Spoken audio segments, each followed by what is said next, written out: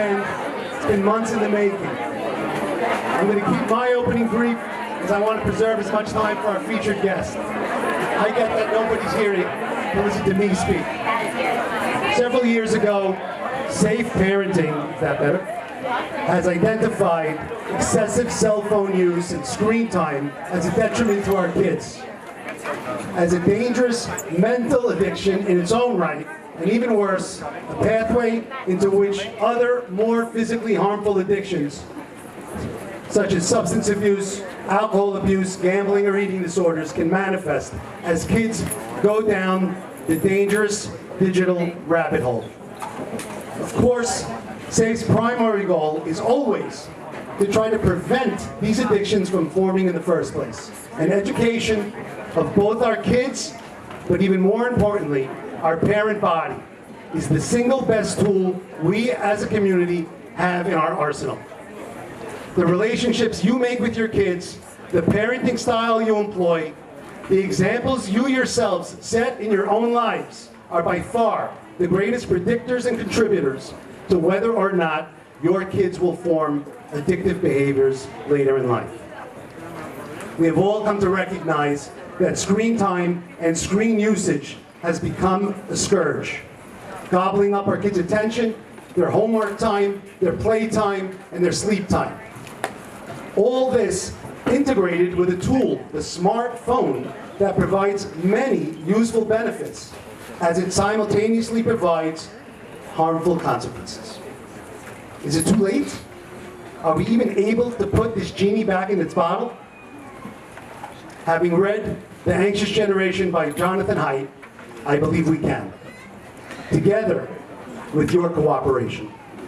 I am further encouraged that our community schools, Magen David Yeshivah, Yeshiva of Flatbush, Barkai Yeshiva, and Hillel Yeshivah, are collaborating and working together to enact a new unified policy around smartphone usage. And because we have such an incredible tight-knit community where religion also plays a major role, we have an incredible head start. We are always stronger when working together, and that holds true as well when it comes to the indispensable social service organizations we have in place to deal with the negative results and consequences from addiction.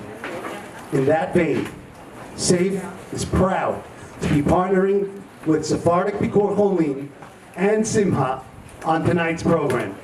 They are proud co-sponsors and integral partners in most everything we do. We all do better when we work together. I want to take a moment to call up Mr. David Beta, President of SBH, and Mr. Mark Ajmi, President of Simha, to say a couple of words. Please, Mark, come on up. Both of you come up. James, thank you. Mark, thank you. Yes, we always...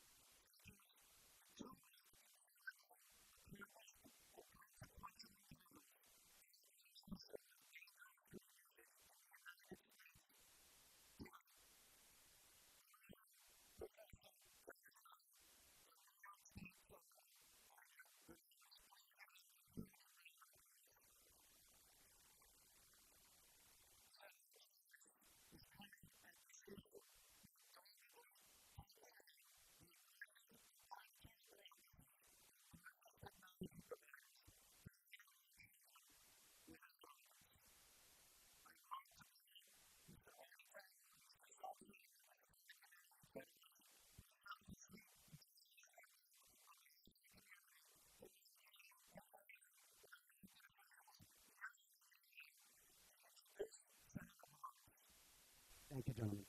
Thank you, James. Sam. I serve as the president, and I serve the co-chair, and Sam is the president of the Sephardic Community Federation, the SCF. For more than 15 years, the SCF has worked closely with our elected officials to advocate for our community, whether it be for its policies or its needs, including financial support for our major community institutions such as the Center, SBH, Imagine, and of course, SAFE, amongst many others. We have had the privilege of developing close working relationships with our elected officials.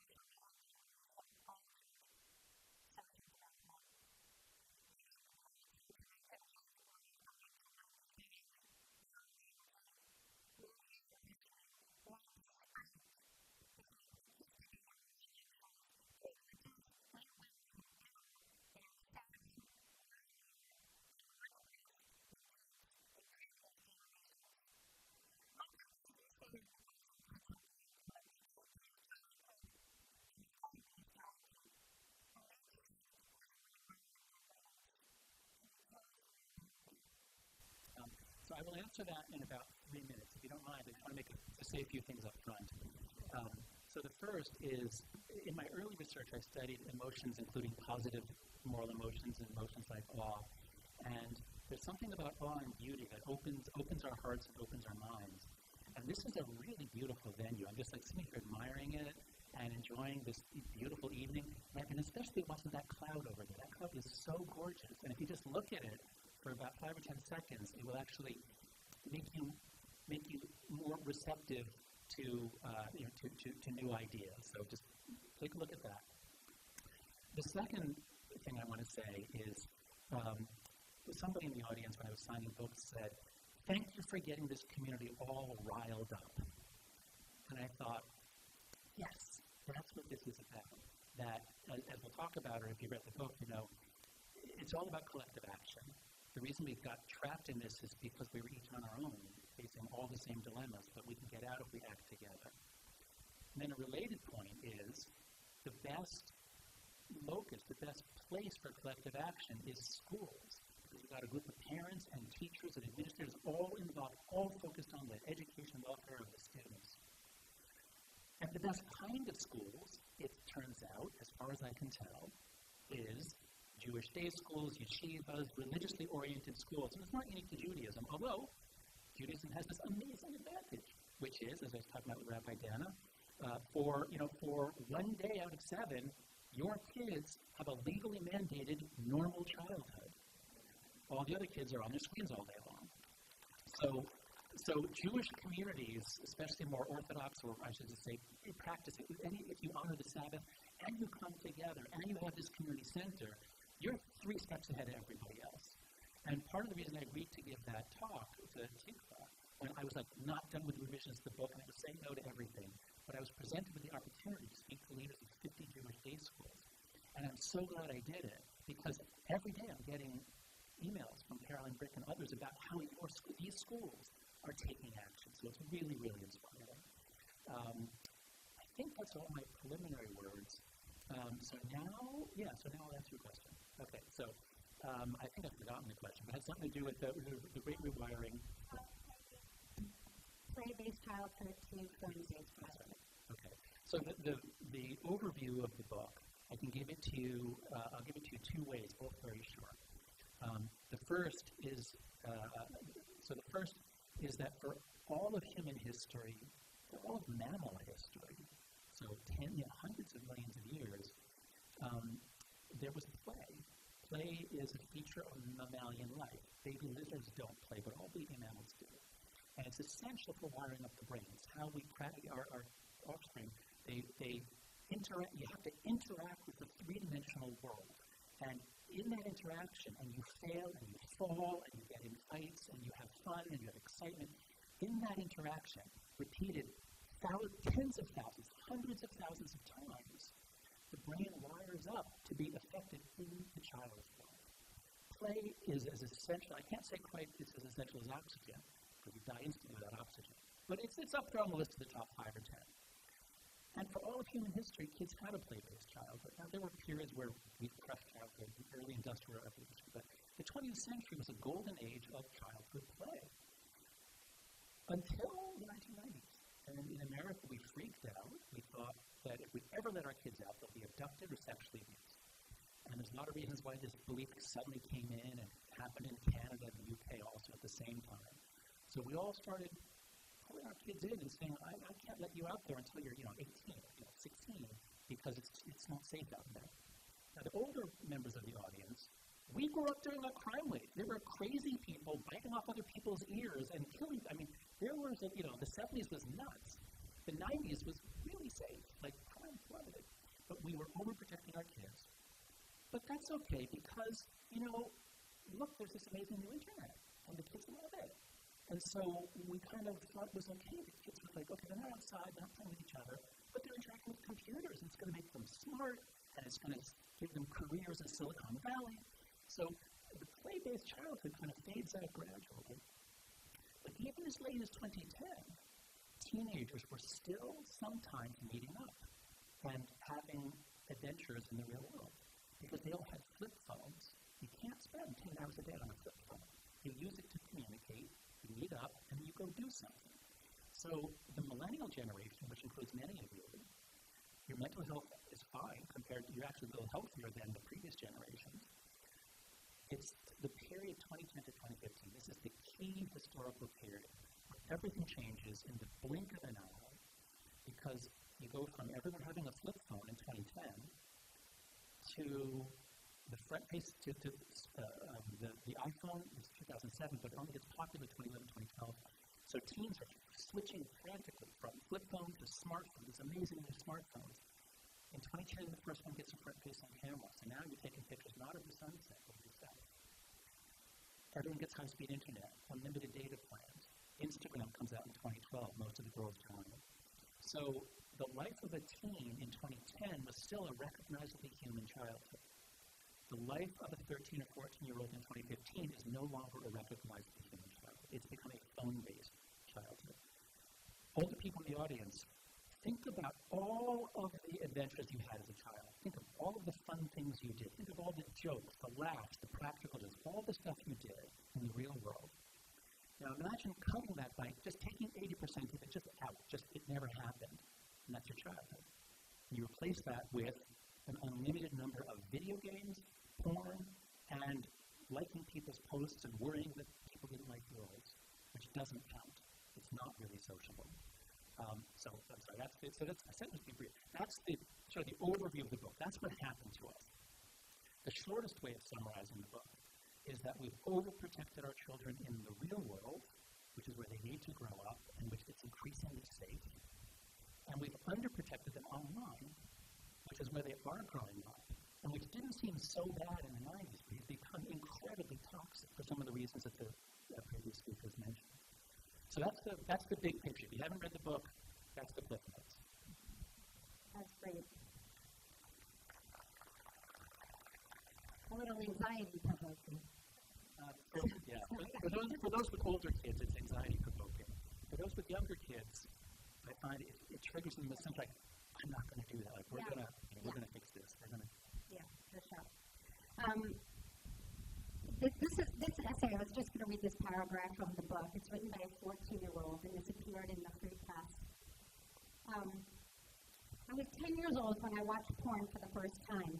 I found myself on Pornhub, which I stumbled across by accident and returned to out of curiosity.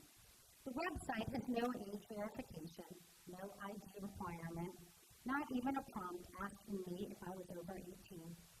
The site is easy to find, impossible to avoid, and has become a frequent rite of passage for kids my age. Where was my mother? In the next room, making sure I was eating 9 different colored fruits and vegetables on the daily. She was attentive, nearly a helicopter parent, but I found online porn anyway. So did my friends. I thought that was really powerful. Can you talk to us about experience? You started a little bit, but experience blockers. We spend so many hours, 3 to 5 to 9 hours a day on a phone. What are some of the things that children are missing out on? So, we all know what it's like to raise children in a world full of junk food. We all know, we want them to eat 9 different kinds of fruits and vegetables. But imagine if the entire world was made of candy. Everything was edible candy. It's like a Simpsons episode. It would be really hard to get our kids to eat healthily because the stuff is just so attractive. It's engineered in laboratories with scientists who are maximizing the perfect crunch of the chip, the perfect sweetness of the candy. It'd be very hard. Now think of that in terms of attention and distraction. So there are a lot of things we want our kids to do. Like one thing, for example, is go to school, sit in class, listen to the teacher, and learn things. But if everything's made of distraction, if everything's made of, hey, exciting this, game here, naked people here, all the time, everywhere, it's like living in a world made of candy. It's very hard to get kids to attend to the things that you want them to attend to. Rather, the few companies have basically hijacked the attention of the entire species. I mean, the hundreds of billions of hours taken up just by TikTok is mind-boggling. So what are kids giving up instead of this? The latest numbers are they're spending 9 to 10 hours a day on their phones. This is not counting school. Outside of school, 9 to 10 hours a day on their phones, and that includes iPads, and I think it might include video games. So it's sort of the digital screen-based stuff, 9 or 10 hours a day. There's not a lot of time left. Now, partly it's because they now can do this everywhere. Because while they're eating, they're on their phones. While they're eating with their friends, they're on their phones. Now that the iPhone is waterproof, I'm told that people take them into the shower. They continue swiping in the shower. So first, let me just check. Before I sort of go on a rant about this, raise your hand if you're in this audience. Raise your hand high if you were born after, let's even say 1994. Raise your hand high. Okay, so we do have a bunch of Gen Z and late millennials. So first, I want you to tell me, am I exaggerating? Like, just by show of hands, am I telling like a scare story that isn't your experience, or is this basically true that you see everyone around you just spending all the time on the phone? So just those of you, raise your hand if you think that I'm largely getting this wrong, that I'm exaggerating. Please raise your hand. Okay, there's kind of peer pressure in this situation, but I can promise you I've done this in places where it's just ninth graders, no parents. Gen Z recognizes the problem. And those of you who raised your hand before, raise your hand if you think, no, actually this is happening. Like everyone's on their phones all the time. Okay. So the answer to the question is just about everything. Imagine everything in your life that was good and take away 90% of it. But it's not 90% of sleep. You lose about half hour of sleep a night, your whole childhood. Imagine that. Outdoor time. Think of all the time you spent outdoors. Imagine cutting that by 3/4. Exercise. Less of that. Time with your friends. Very little of that. Laughing with your friends. Now, the boys on video games are laughing. Video games, at least, is synchronous. So video games is a different thing. It's got its own problems. But for the girls and the older women, you all remember hanging out with your friends. That's what you do, and it's really fun. Imagine you take away 90% of that. And now you're just, you're swiping, you're commenting. It's asynchronous. Imagine... wait, Eli, where are you? Eli was in my class last year.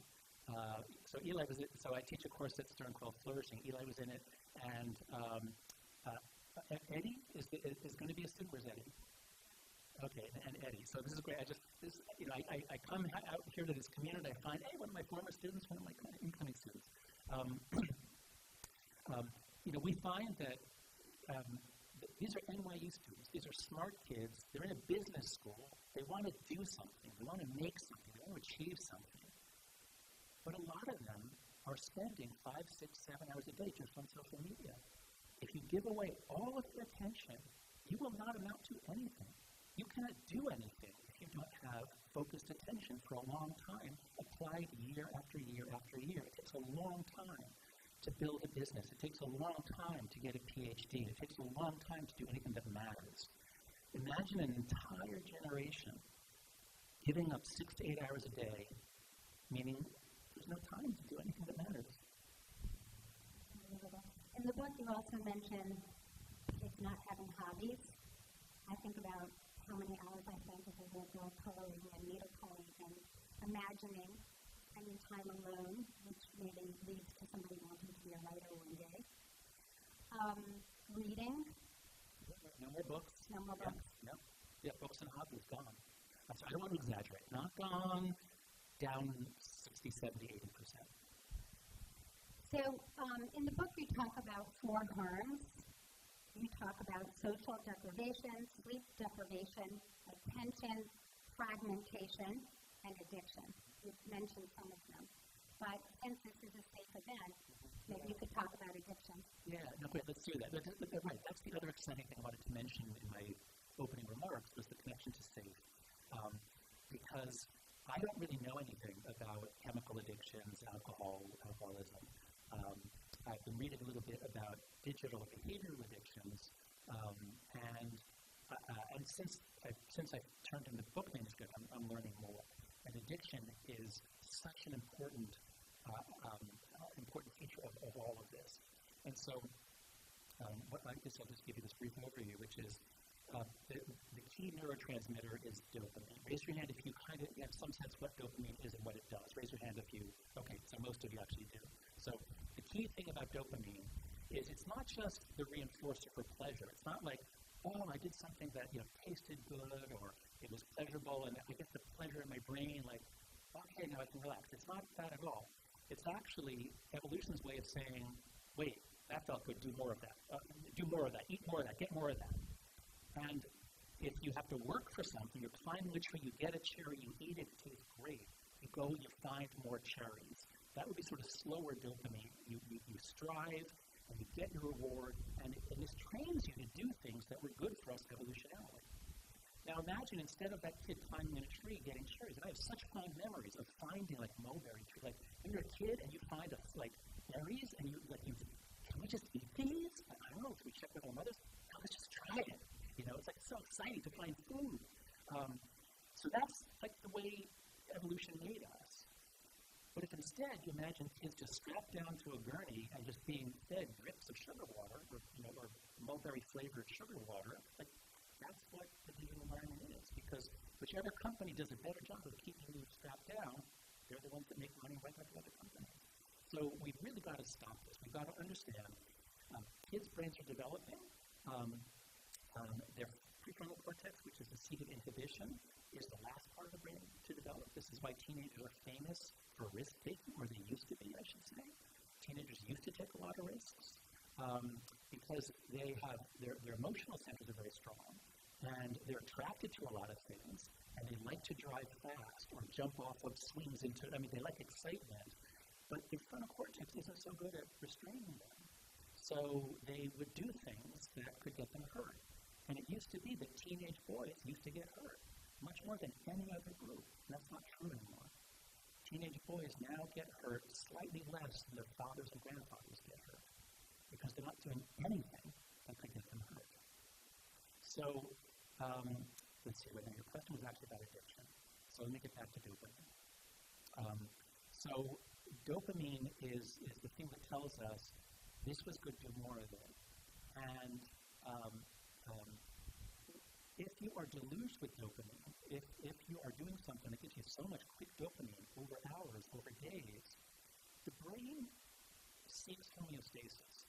The brain will then adjust, and the dopamine-responsive neurons will actually have fewer receptors, so some of them will disappear because there's too much dopamine. So to get to homeostasis, it'll reduce some of that. So your brain is no longer as responsive to dopamine. Let's suppose you've been playing video games 5 hours a day for several months, and then your parents say, no, this is too much, then you stop. What happens the next day? Your brain now is so low on dopamine because it's reset itself to expect a constant flood. So if your brain is addicted to this kind of quick, easy pleasure, everything else in the world feels boring, painful, not fun. And now you're robbed of the rest of life. You need this level of stimulation. And we could talk about pornography. And I'll focus on young men here because while young women do see porn, there are almost no young women who go to Pornhub every day. There are almost no young women who are Pornhub. There are a few, but not many. Boys, it depends how you count it, but all of these activities, it's anywhere from 2 or 3% of severe addicts, like really, huge problems in life. So the common term is called problematic behavior. Are you using this to such an extent that it interferes with other aspects of function, interferes with school, interferes with relationships? Those numbers tend to be around 8 to 15%. That is a huge number of boys. For us to be consigning 5 to 15% of our boys to being addicted to porn or video games. Slow dopamine is you want a girlfriend. I'll just talk about heterosexual boys. You want a girlfriend. I remember desperately wanting a girlfriend for years and years, and it was really, really hard work because you had to approach a girl, and you had to not be stupid, and you had to say something, and you had to then eventually ask them out, and it was really, really hard. But then when it finally works, it's absolutely amazing. I mean, it's like just the greatest memories of childhood. Now imagine if instead of all that, every boy has access to incredible videos of women who are much hotter, much sexier than anybody in their school, or than anybody they will ever meet. And they're available all the time with no embarrassment. And what's coming, what's here now already, is AI girlfriends. So now young men can customize the girl, her body, her face, her personality. You want something that's submissive or funny or bookish, whatever you want. Soon we'll be able to implant that in a robot, and so soon in a sex doll, which are out there also. So the point is, the joy and the pleasure and the essential nature of meeting another person to fall in love is getting hijacked by technology that makes everything easy, but not satisfying in the long run. Okay, those are my opening thoughts on addiction. I'm sorry, I kind of wandered around because there's so many connections here. But keep your eye on dopamine, and you do not want your kids, especially your boys. So social media is not quite the same. It's horrible for girls, but it's not quite addictive. It is. You do get pleasure. But what boys are going through, the video games and porn, is so incredibly stimulating that the addiction story, I think, is more serious for the boys. So, in talking about that easy access, I'm thinking about the metaphor we used in the book for stress wood and triggers and anti-fragility. And maybe talking about the importance of independence and self-efficacy. Yeah, that's good. I'm glad you asked that because, the book is there's really two halves to the story. You've overprotected our kids in the real world, underprotected them online. All the debate, all the argument, all the discussion is about the online stuff. People don't usually talk about the free play stuff. But let's do that, because that's where the really inspiring stuff is happening. That's where I'm getting the emails that make me just thrilled and cheering up. So the key idea here is called anti-fragility. If anybody here read my previous book, The Coddling of the American Mind, that was a central idea there. Anti-fragility refers to a property of systems that are not fragile. If something's fragile, if you have a glass and you knock it over, it's going to break. Nothing good happens to the glass. It just breaks. It's bad. And so we give our kids plastic cups because plastic is a resilient material. If you knock it off, it doesn't break, and it doesn't get better. And there are few things in this world that have to be knocked over to get better. So the immune system is the best example. If you protect your kid from all dirt and germs, you're preventing your kid's immune system from developing. Because the way evolution built us is to be exposed. Kids seek out. That's why they want to play in the dirt. They have to be exposed to all kinds of stuff to build their immune system. The immune system is anti-fragile. Same thing socially. Can you imagine, if you could wave your magic wand, those of you with young kids, or remember when your kids were young, and you look at it and you want to protect them. If you could wave a magic wand and say, my child will never be excluded. My child will never be shamed or humiliated. My child will never be teased or made fun of. If you press that button, your wish would be granted. Would you do it? Hell no. Because if you protect your child from everything until they're 18, they're going to be completely unemployable, unmanageable. No one will be able to deal with them because they are now so fragile. Kids have to take risks. That's why they seek out risks. They have to have fights. I don't know if physical fighting is necessary, although anybody with a sibling knows there's a lot of stuff that's physical, that's not quite punching, but it's very physical. So kids are anti-fragile, and we've been treating them since the 90s as though they're fragile. And that makes them fragile and anxious, because one of the most important features of childhood is I hinted at this in the cover, but I went much deeper in this book. I read so much research on risk and play. Kids need risk. It has to be physically scary. And that's why I could go to amusement parks. You guys live in Brooklyn, a lot of you, and I live in Manhattan. I would take my kids to Coney Island. What are they talking about? A lot of it is like, are you ready for the cyclone? Oh no, that's too scary for me. But I'll do the soaring eagle or whatever.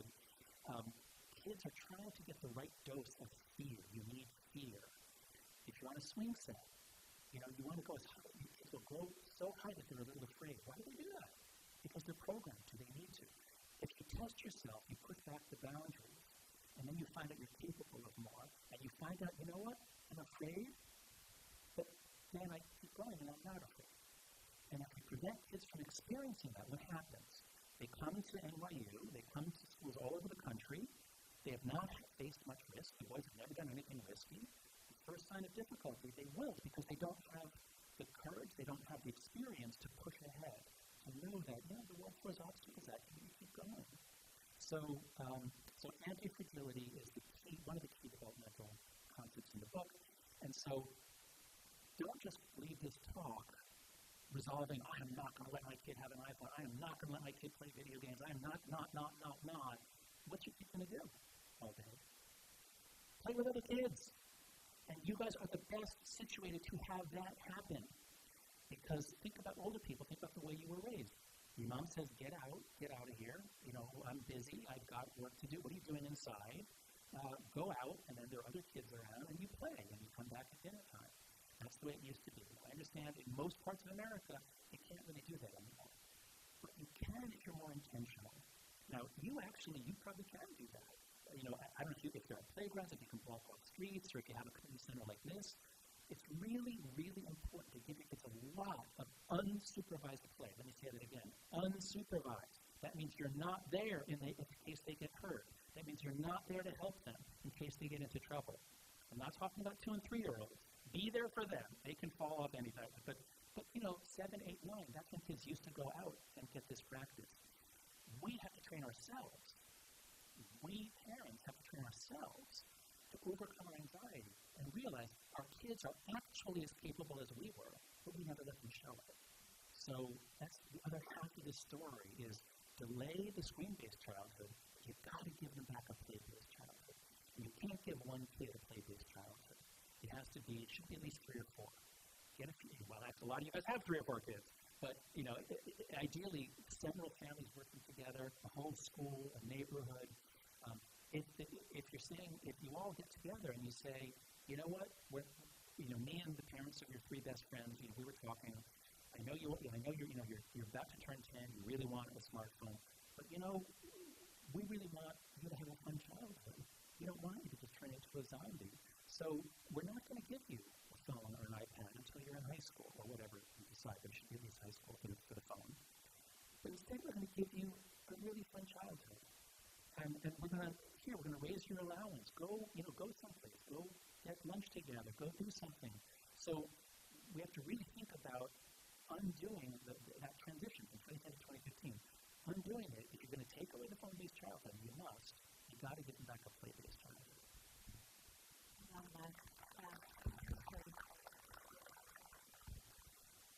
Would you tell the stress word metaphor? Oh, yes, sure.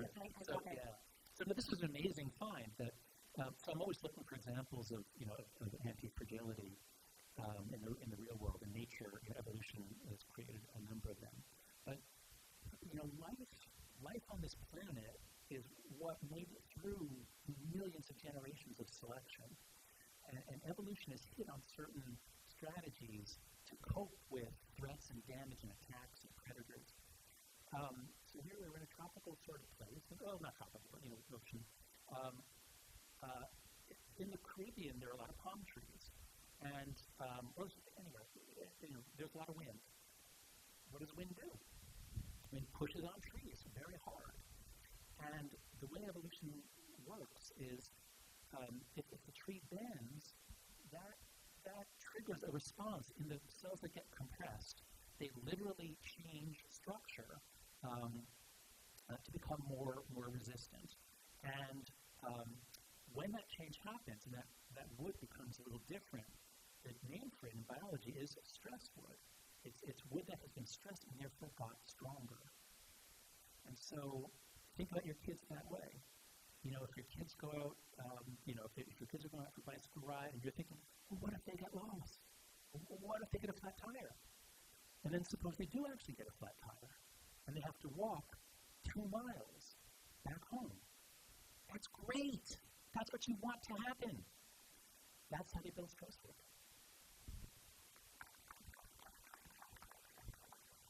So you talked a little bit about boys and social media. Can you talk about why it's so difficult for girls? Yeah.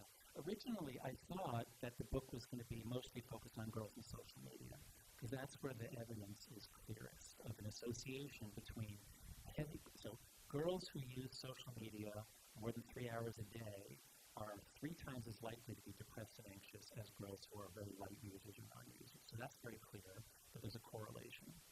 And I'm involved in a big debate with other researchers about whether is it just a correlation. No, correlation doesn't prove causation. But we've all seen it. Everyone has seen it. The girl goes on social media, and this sunny, bright, funny girl suddenly becomes sullen or anxious or afraid. She changes. We've all seen it. So why is that? Why does social media harm girls so much? So one way I've begun to think about this since the book is this way.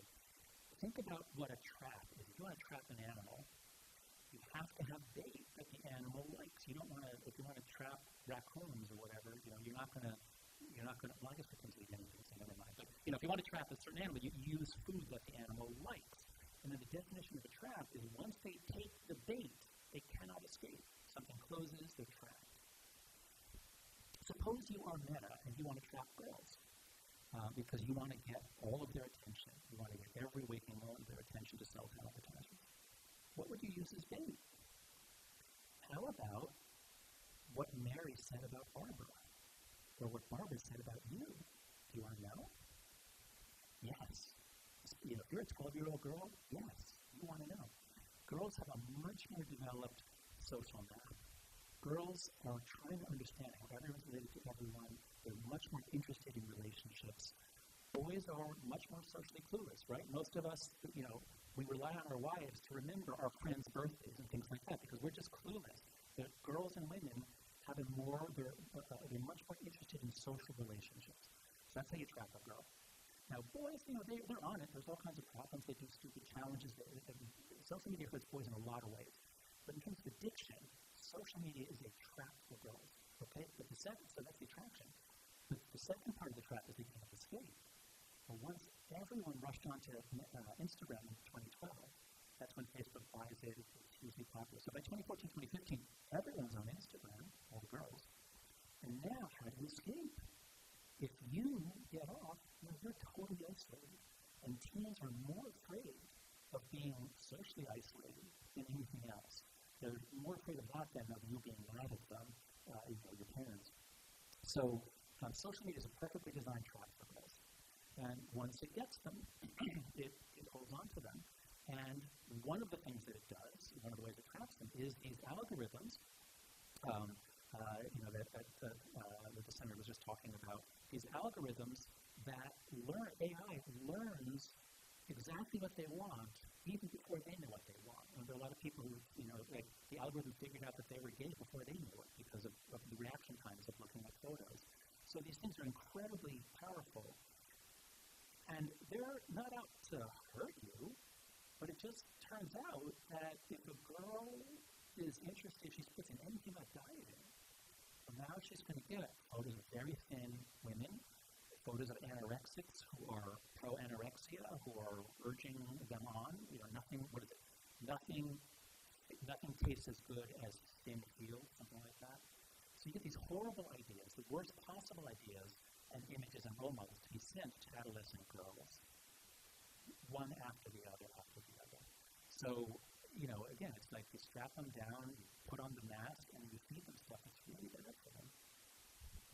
The idea of, you mentioned in the book, always having to manage your brand, even to have to think of yourself as a brand, and to be waiting for somebody just to like something you've posted. It sounds excruciating. Well, that's right, because we think, human beings are self-conscious in a way that no other animal is. And, it's bad to be too self-conscious, always thinking about yourself. And ancient wisdom all around the world is stop thinking about yourself. Stop running over the things. Stop running over your grievances. Be for others. Be there for others. Many religions encourage meditation. Stop the jumping mind. Slow it down. Calm down. Meditate. That will open your heart to God, to other people. But instead, social media keeps you constantly self-conscious, always thinking about you. It's always all about you. Especially among girls, there's a thing that's girls are more vulnerable to, it seems, which is if your feed, suppose your feed was only wonderful stuff, no anorexia stuff, it was just other girls and women you know having a great time. That sounds wonderful, doesn't it? that's going to really be painful for a lot of girls, because girls more than boys, again, boys are more clueless about this, but girls are very much comparing themselves. And especially because it's not comparison to reality, it's comparison to every girl's most perfect possible image selected after hours and hours of photographing and editing and possibly filtering. So if every girl is exposed not to the average, but to everyone else's most perfect moments, then everyone gets to feel inadequate. Everyone gets to feel they're a loser, they're not attractive enough, they're not thin enough, they're not whatever. So to put kids on a field that makes them so self-conscious is just cruel. Now, the boys playing video games aren't having that problem. It's not all about you. It's about us versus them. And that's actually pretty healthy. But for girls especially, and managing your online brand is just a terrible thing to do to a 10, 11, 12-year-old girl, or any person. So you don't have to convince me, and probably not anybody here, about this, but there are some people that try to pin the troubling research you found on depression and other things, on other factors like the state of the world or economics. So what would you say about that? What do you tell those people? Right. So social scientists are always very wary of just straight correlations. And, if I show graph after graph showing, everything looked fine on the mental health front until 2012, and all of a sudden everything goes haywire. So I think that was instant. Well, other social scientists are going to say, come on, it could be anything. It could be the global financial crisis. It could be, anything that, there's so many other things that happened around 2012. So you say, okay, let's keep looking. So you say, there was the Newtown school massacre, the most horrible school shooting we've had. 22 first graders were murdered. That was 2012. And since then, kids have had to do lockdown drills, which are stupid and terrible, and they should not be done.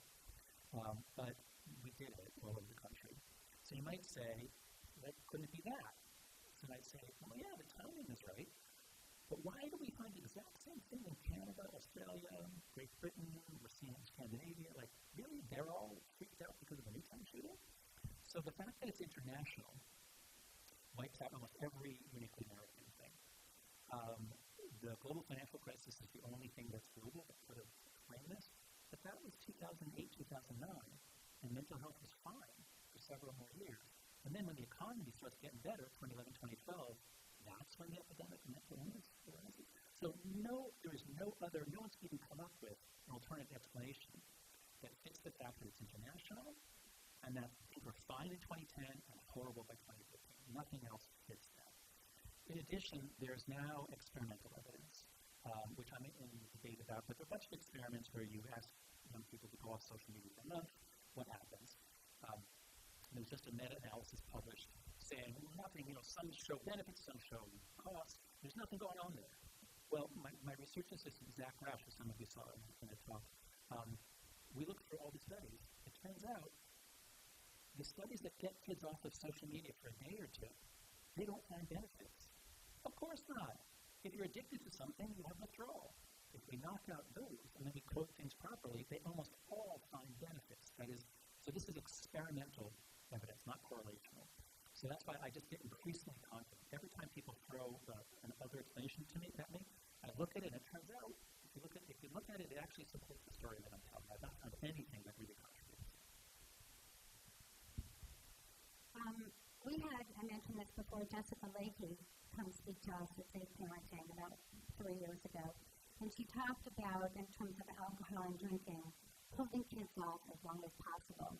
She claimed that the older a child was before drinking, the more developed the brain, and ultimately those kids would be less likely to have alcohol issues in the future.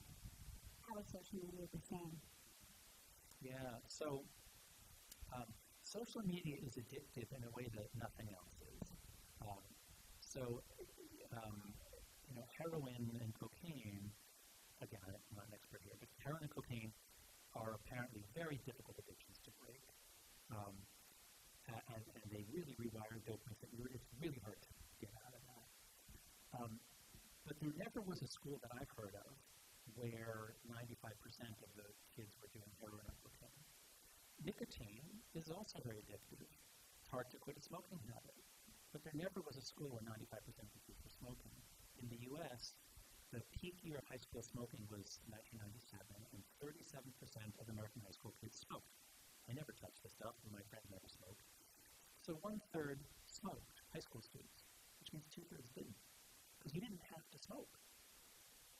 With social media, find me a school where less than 70% of the kids are on social media. Actually, maybe you have one here, but in general, once some kids are on it, then the pressure builds for more kids to get on it. Once more kids are on it, then the pressure builds for everyone to get on it. And the only stable equilibrium is 95% or so, because there's there's always a few parents who are just going to be so strict that they're going to just say no, even though everyone else has it. So social media is a different kind of addiction. Yes, it involves dopamine, that's a part of it, but most kids are not biologically addicted to social media. Most kids are socially addicted because they have to be on it, they're trapped. So it is an addiction, and I'm engaged in a debate with some researchers say, stop talking about addiction. It's not addiction, it's different in the brain. Well, yeah, it's not the same as a heroin addiction, but it does involve dopamine, and it's socially addictive far beyond any substance. So, if you're with me that spending 6 hours a day on this, actually the average is 5. Our kids spend 5 hours a day just on social media, mostly consuming TikTok and YouTube, it's mostly videos, of zero worth, 15-second videos, 5 hours a day. If you're with me that this is not good for the kids, then a system that puts pressure on everybody to do this is, I think, the largest destruction of human capital in human history, because this is global, and this is a whole generation giving up most of its attention to nothing.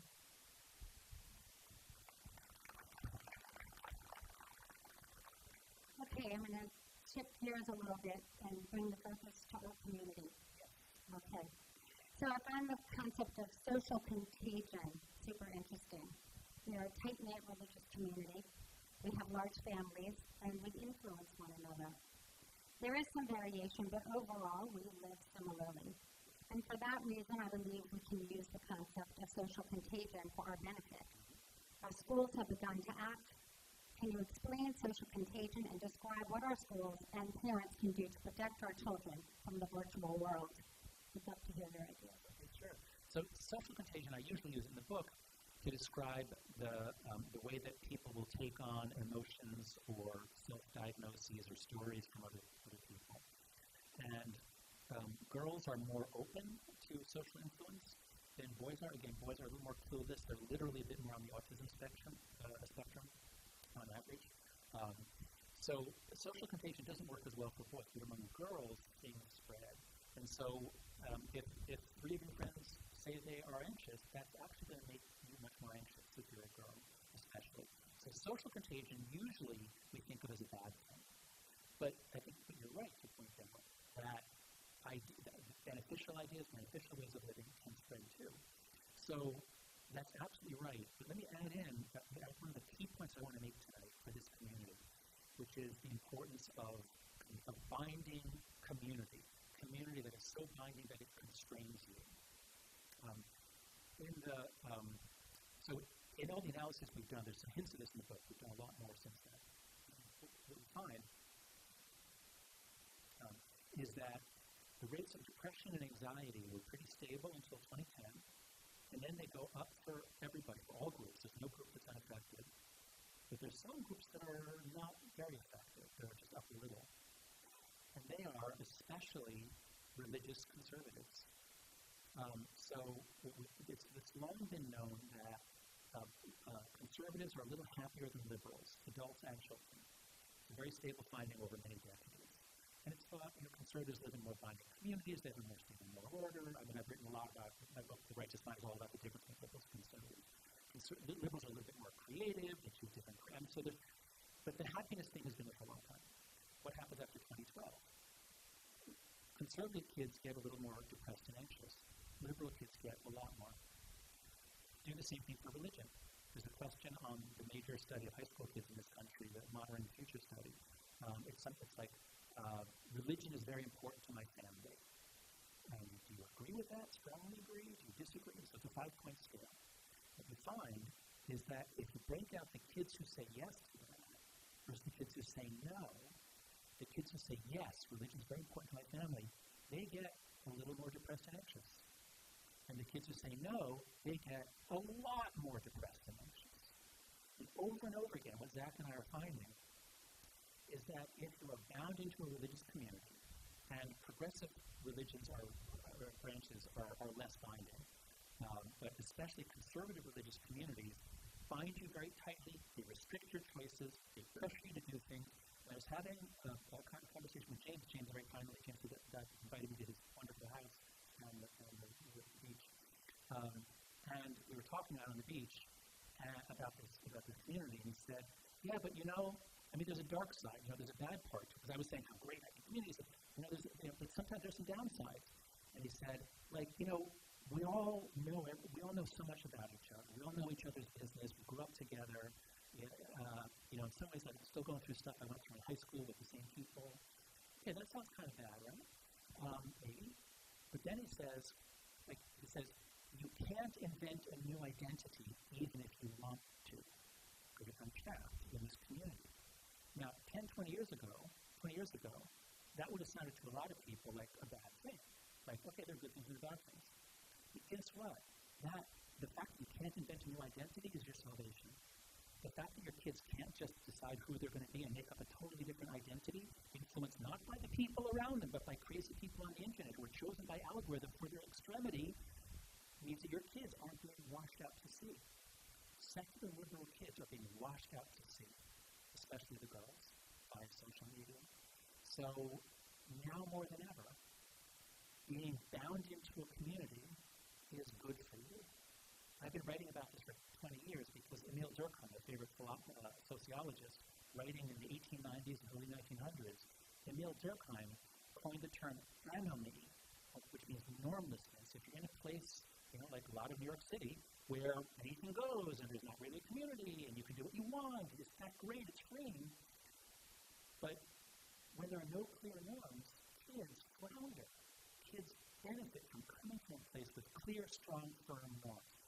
Now, like the Amish, I think they have a tradition at 18 or some age, like you go out, like you can leave and you decide if you want to come back.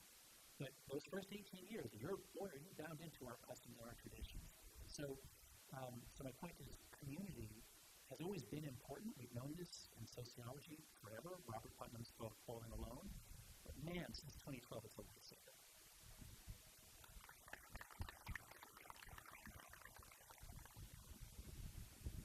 Some of our schools have taken some serious steps. I'm not going to speak for any of them because I don't know the exact details, but some are considering banning phones altogether.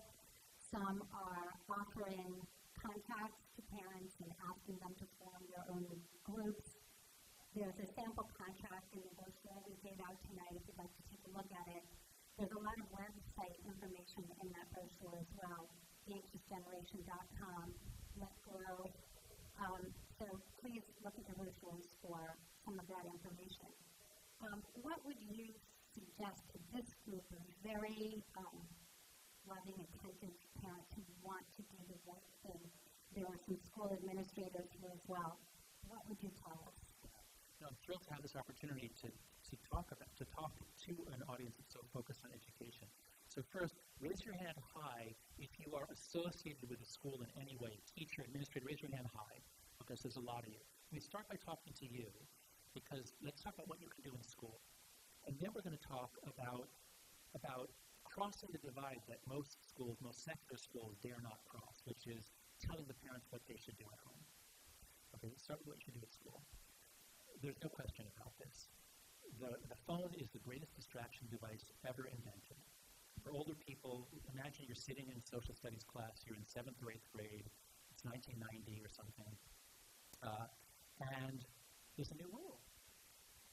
You can bring in your VCR and your TV set, and you can bring in your banjo, and you can bring in your painting set, and you can bring in your walkie-talkies, you can talk with your friends in class. You put an outlet in front of every desk so every kid can, have equal access to, obviously. Imagine how much you'd learn. Imagine the hell it would be to be a teacher if all kids had everything they ever wanted right there on their desk. But that's what we have. If your kids, if in your schools, If you leave kids in your phone, and if you leave phones in your kids' pockets, and you say, as most schools do, we have a ban on phone use. You are not allowed to use your phone during class unless the teacher tells you to, or unless you hide it in a book, or unless you go to the bathroom. That's what most schools do. They say you're not allowed to use your phone in class. You can keep it in your pocket. And my kids go to New York City public schools, and they say you just, you hold it down, you put it in a book. Everyone's on their phone. Not everyone, but in every class, kids are on their phone, especially in the bathroom. So there is, it's insane. It is insane. If your school allows kids to keep their phone on them, you've got to change. I know you guys say you don't tell people what to do, but I will. Change. Don't let them have a phone on them.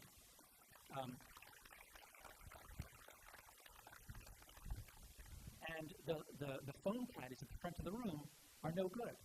Because how many do any of you use those in your schools? Like the kid, they come into class, they put their phone, it's like a shoe rack, and they put their phone in, they can't have it during class. Raise your hand if your school uses that. Okay, stop it. It is terrible. It is terrible. Because what happens? The kids are immersed in social media. They put their phone in, they're thinking about it. It takes them 10, 20 minutes to stop thinking about it. Okay? Class is 40 minutes long, so minutes 0 to 15, they're thinking about it. Now you've got about 7 or 8 minutes to teach, and then the bell's about to ring, and since they're so addicted, they can't wait to get it. And then the bell rings, and they all go for their phones, and what happens in between class? They're all on their phone. And at lunch, they have to catch up, because if kids are texting, everyone has to check their text, because they don't want to be left out. And I was just talking with the rabbi of the community, Rabbi Dana. And he told me this story, which I think you'll all find haunting, about how he started at one of the schools in 2012 and remembered lunchtime, the kids, had lunch at a certain time, and he remembers what it sounded like. And then he went, basically he went back to the school, and it was lunchtime, but he didn't hear anything. And he went into the lunchroom, everyone was on their phone. And there were some whispered conversations, but everyone was on their phone. Now, our kids are dying of loneliness. As soon as they got the smartphones, loneliness skyrocketed. Our kids are literally killing themselves. It's surpassed. It used to be that more kids were murdered than killed themselves, but now more kids kill themselves than are murdered in this country. It's either the leading cause or the second leading cause, depending on gender and age. So our kids are lonely. They're killing themselves because they are so lonely. They're so disconnected. School is the best place for them to be connected. So to waste that time, to use a phone caddy, where you're guaranteeing that they're all going to be on their phones in between classes and at lunch, you're not helping anybody. Stop doing that. Do what you need to do, which is you collect the phones when they come in, and you give them back at the end of the day. You can either use yonder pouches or phone lockers or a bucket in the front of the room, but you have to do that. Okay. And parents, now, there was just a survey came out of high school, principals, just published a couple days ago, with all kinds of questions. One was, which of these are true?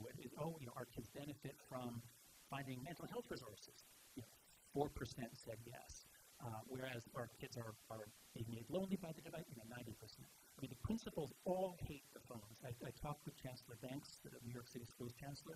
He said he surveyed his principals. They all hate the phones. Why don't they ban them? Because they're afraid of parental reaction. If some of the parents will get really upset if they can't text their kid during class. They have a God-given right to text their kid during class. Well, that's only a small number, it's some number, but it's not a majority. So those of you who are not working in a school, make it known that you don't want to send your kid to a school that's going to leave phones in their pockets and prevent your kid from making friends. Okay, so that's what schools have to do. And then actually, let me also just add in the play side. Don't just take away the phones, especially elementary school. Give them a play club after school, a place where they can just, after school activity, which is not piano lessons, it's not anything. It's just free play on the playground. It's amazing what that does. If you're afraid to let your kids out in the street, have the school offer for elementary school. You can just leave your kid on the playground, and there will be an adult not monitoring, not there blowing a whistle, just nearby in case anyone gets hurt. So Play Club is really powerful. We have the Let Grow project. So we have an organization, letgrow.org. I urge you all to go to it, parents and teachers, with all kinds of ideas for how you can give more play, more excitement, more fun in the real world. Okay, so that's school. Now, the line that schools are so afraid to cross is to say, parents, we'd like you to do this at home. Because some parents are going to say, who the hell are you? No, you can't tell me what to do. And that's why they're afraid to say what they need to say, which is, this is a collective action problem. All of our 10-year-olds have phones because all of the 10-year-olds have phones, and so everyone feels they have to have it. And so what I'm urging schools to do, and they're doing it, private schools, public schools, religious schools especially, they're so desperate to get kids' attention back that they're beginning to do this, which is to say, to send home a letter which says something like, and we urge you to consider not giving your child a smartphone until high school. And so it's not a mandate. I've heard that there are some Jewish schools, maybe Orthodox schools, that actually do. They do say, you cannot give your child a smartphone. So, some very intense religious schools can do that, but most would be reluctant. But if you just suggest the norm, because why do parents give in? It's because they think all the other parents are giving in. But if the principal were to send home a note to every family in elementary and middle school saying, please, the research shows this is really bad for young minds. Let them get through puberty. Please do not give your kid their own smart device, at least until high school. Now, the parent has backup. It's like, look, you're talking to your kid. The principal asked us not to, and all your friends, we're all doing it, so the kids are left out. So schools are the greatest locus, the greatest place to be working, but it's not just in the school. If the school is working with the parents to share norms, and the four norms, I'll just state them here clearly, the four norms in the book, that can largely, I shouldn't say solve the problem, but can roll this way back. Very simple. No smartphone before high school. Just don't give your kids a smartphone before high school. You can give them a flip phone, a phone watch if you need to get in touch with them. 2, no social media before 16. Social media is wildly inappropriate for minors. It really should be 18, like gambling, like alcohol, or 21. But realistically, what I decided to do in the book is not aim for perfect, aim for a norm, a minimum norm that we could actually meet, and I think 16 is it. And a lot of states are beginning to do this. To say you have to be at least 16 before you can talk to strangers on the internet who are trying to get naked pictures from you, who can send you beheading videos, who can do all sorts of things. You have to be at least 16 before you do that stuff. So we said that is the second norm. Just delay social media. They have the rest of the internet. They can use Google. They can watch videos on YouTube. There are issues there. But I'm not saying they can't go onto the internet. I'm saying they can't open an account by which a company gets to know them, take their data, and feed them algorithmically chosen content. And they're 9. That's what we have now. There's no age limit. As long as you're old enough to lie and say you're 13, you can go anywhere. So no social media until 16, and that's where we do need government help. We can do it on our own as a norm, but that's one of the great things. The law in New York is going to at least begin pushing that way. They're going to have to begin doing some age verification. The third norm is phone-free schools, which we already talked about. And the fourth norm is far more independence, free play, and responsibility in the real world. Our kids are dying from uselessness. There's a question on this Monitoring the Future survey, a set of questions. One of them is, sometimes I feel my life is useless. Do you agree, disagree, strongly agree? And the numbers were very low. It was like 8 or 10% said yes to that until 2012. And then it jumps up from like 8 or 10% to about 20%. It doubles in the space of 5 or 10 years. Our kids feel useless because they are useless. All they do is consume content. It's a useless life. Give your kid errands. Ask them to go down and get some things at the grocery store. Even if you don't need them, just send them out to do it. Let them feel useful. Give them a life in the real world. Fantastic. I'm going to give the microphone in a minute to Rachel Harari, who works with me on safe parenting. She has some questions that we took before the night began. But before that, I'm wondering if you would share with us, and if you don't want to, it's okay, but I thought I'd ask. You have really cool ideas, and you seem to be ahead of what's happening. Would you care to share with us what you've been working on? What's coming? Sure. Well, what I'm working on was supposed to be a book on what social media is doing to democracy. The book title is Life After Babel, Adapting to a World We May Never Again Share. Because we will never again have a common understanding of what's happening, a common story, a common sense of who we are.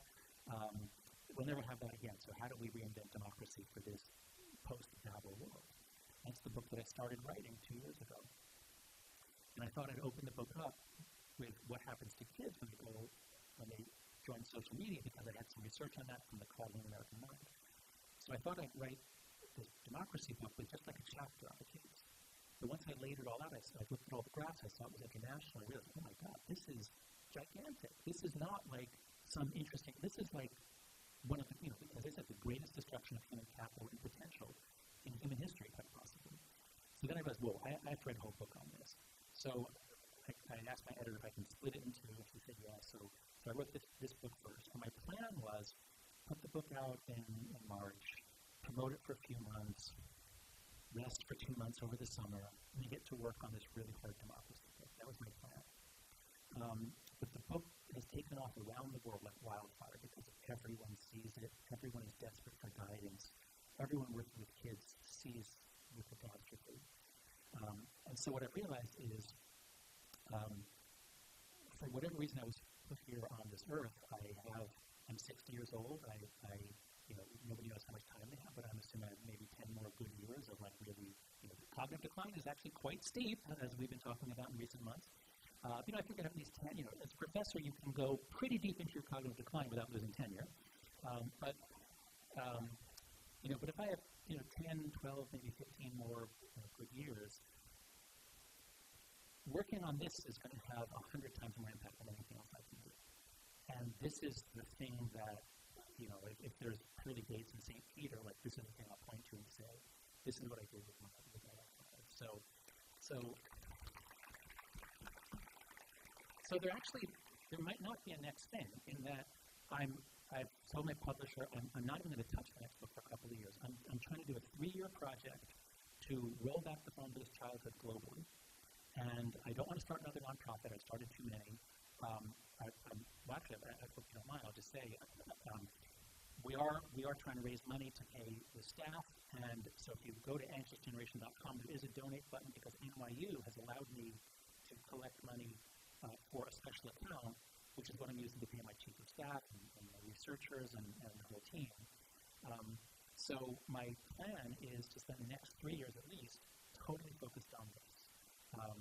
And there's just like, it's unbelievable the opportunities coming to me, because all these brilliant creative people around the world, they're almost all parents, and they see what's happening, and they say, can I help? I just got an offer today from a video company. We make powerful, short 3-minute videos. Here, we made 3 for you. Can we help? So what I can do is be the sort of central hub that just connects people and opportunities, and things are moving so fast that I am very confident we're going to win. I've been involved in a lot of social change efforts. I ran a gun control group when I was in college. It was completely hopeless. I've been involved in a number of political projects where you have to persuade people. Persuasion is very hard. I've never seen anything like this, where everyone actually wants to take action. They just needed some clarity and some noise. And so that's what's next, is really promoting these 4 norms, which is the start. Those are called the foundational reforms. And then there's a lot of other things we can do in addition. And then the next, actually, which I can tell you that, within this project, the next thing is the educational technology. Because our kids don't just have a phone in their pocket. They mostly have an iPad or a Chromebook on their desk as well.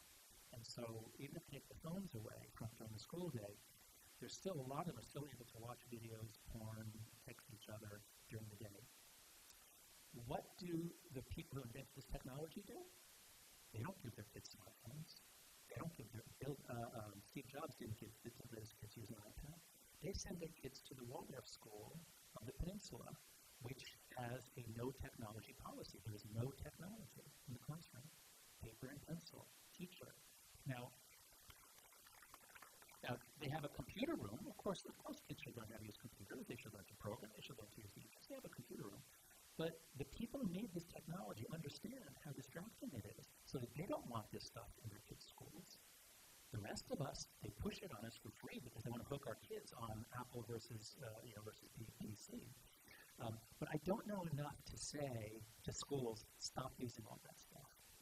Getting the phones out, we can do. That's easy. But getting the educational technology out, first I have to be sure that it's harmful. I'm not sure. I think it is. I can't prove it just yet. I'm still working on that. And then second, once we agree that it's harmful, that the distraction effects vastly outweigh the educational benefits. If that's true, then we have to figure out, well, how do we get this stuff out? Everyone's so dependent on it. Every school is so dependent on it, especially since COVID. So that's my next challenge is the educational technology.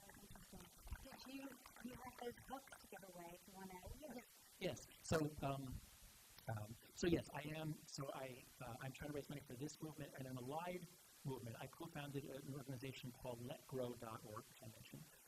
If any of you have heard of Lenore Skenazy, a wonderful woman who wrote the book Free Range Kids, me and some others encouraged her to stop just being an author for the book.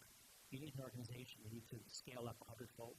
So LetGrow.org, we have a staff of 3. We have a very little budget, but now is our time to grow. So if you want to donate either to support the Anxious Generation Movement at NYU or LetGrow, I hope you'll do that. And the reason why I'm mentioning this is because SAFE was so kind as to buy 500 copies of the book. We've given the book out, and we were talking on the prep call a few days ago, like, we could sell some of your older books. And I said, well, it's too late to get the publisher, but how about if I just bring 15 or 20 copies of my older books, and anyone who promises to donate to one of the organizations will get I'll just give you a signed copy of the book. So I've got, although I didn't realize it was so big, but I do have a few copies of The Happiness Hypothesis, The Righteous Mind, and the Anxious, and The Common American Mind. So I will. So if you just pledge that you'll donate, I'll give you a copy of this book. But I only have 15 or so. Sorry about that. But I hope that some of you will donate anyway, and I'll sign your books if you do. Books like the Anxious Generation. Rachel?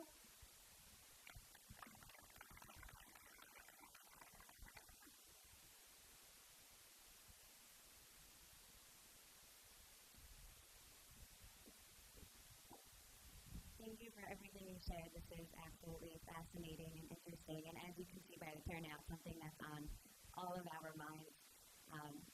Another thing that you mentioned is how specifically the years 2010 until 2015 was when you noticed a lot of this change. On a personal level, those are the years my oldest 3 children were born. And many of us who have children in those ages, this is the same age that, during COVID shut down, my 8-year-old daughter, a cell phone was her lifeline for many of her friends, with Zoom school and all of that stuff. A lot of our children during those ages, they have phones, they have iPads. The research wasn't quite out yet. What do? I know we spoke earlier and you said we should lead with an action step. Certainly, it's very clear if we have younger children. My 4-year-old, I know she's not getting a phone till 8th grade, but what do we do with our children who have them? So first, nobody should say wait until 8. That's a terrible slogan because 8th grade is in middle school. I think yours may be different, but in general, 8th grade is middle school. We've got to get this out of middle school. And the woman who started that program was a brilliant program to get parents to agree. Her kid was in 2nd grade, and so she said wait until 8. That runs. That's why she picked it, because it runs. So it turns out to be the wrong age. You have to say wait until 9th or wait until high school. So that's the first thing. But then your question was, what should we, okay, so what age is your kid? Just the range now is what? I have a 14-year-old, a 12-year-old, and a 10-year-old. Okay, so the 10-year-old does not have a phone yet, but the 14 They all 3. They all have smartphones. They all have smartphones. Okay, so for the older ones, I would not recommend that you take it that age. For the 10-year-old, you could, if lots of other families are doing the same thing. But they're terrified of us being the only one. But they're terrified of us being cut off, excluded. So, but even if, because so many of us, my kids are 14 and 18, and we gave my son an iPhone in 4th grade because he was sending him out to walk to school and do errands. So we thought he has to have a smartphone. We didn't know any better. With my daughter, we gave her a phone watch. So with younger kids, do send them out. And I understand, if you want to track them when they're outside, give them a phone watch or a basic phone that allows tracking, or an AirTag.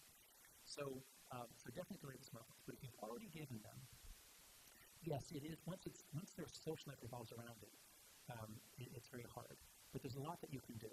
So first, there's almost nothing that they can do on the phone that they can't do on a laptop.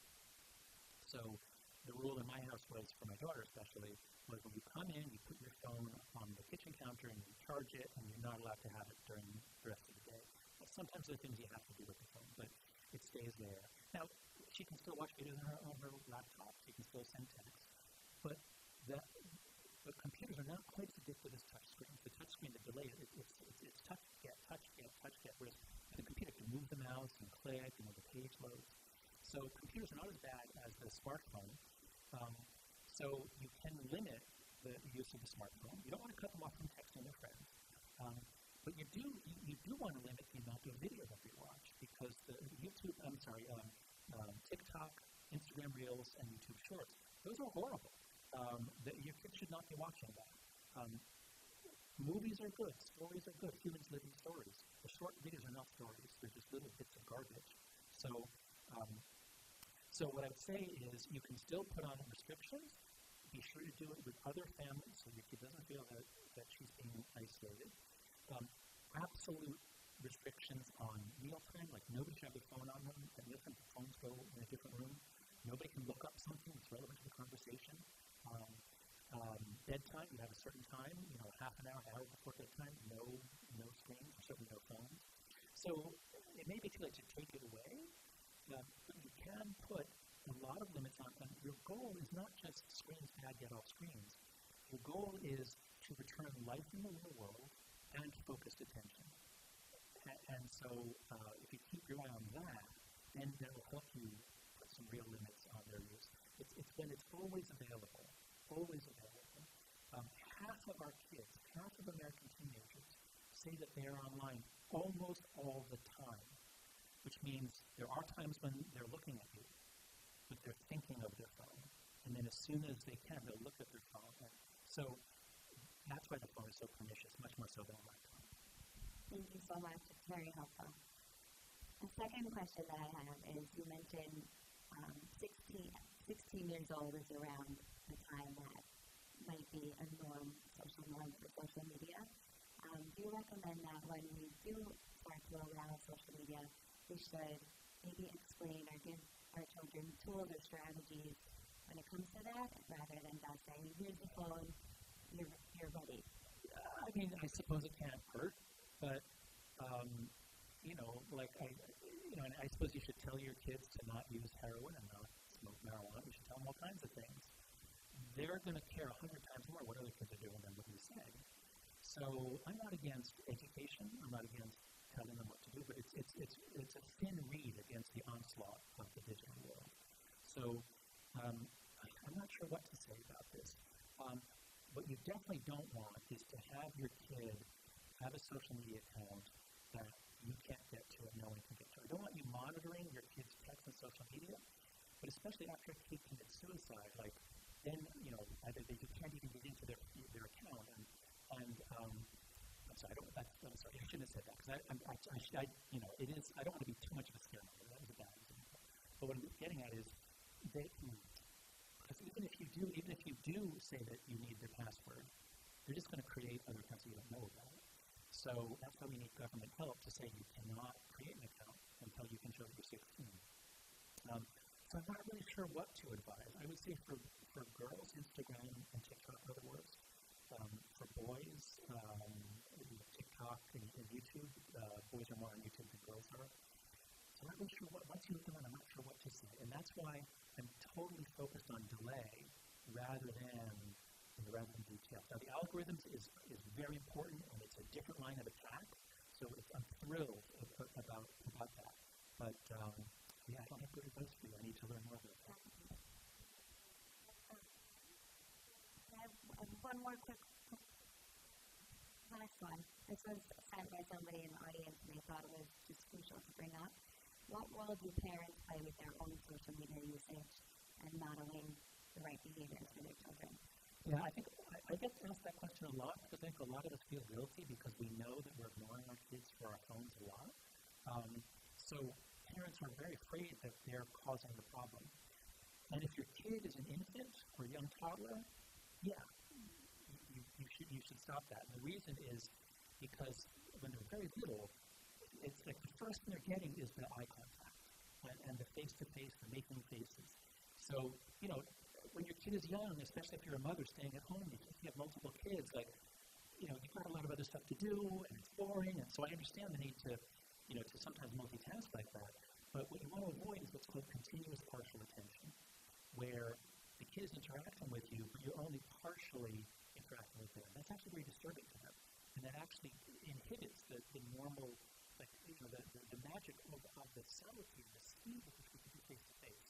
So if they're very young, really give them a lot of face-to-face, really be present, and your phone use really can block their development.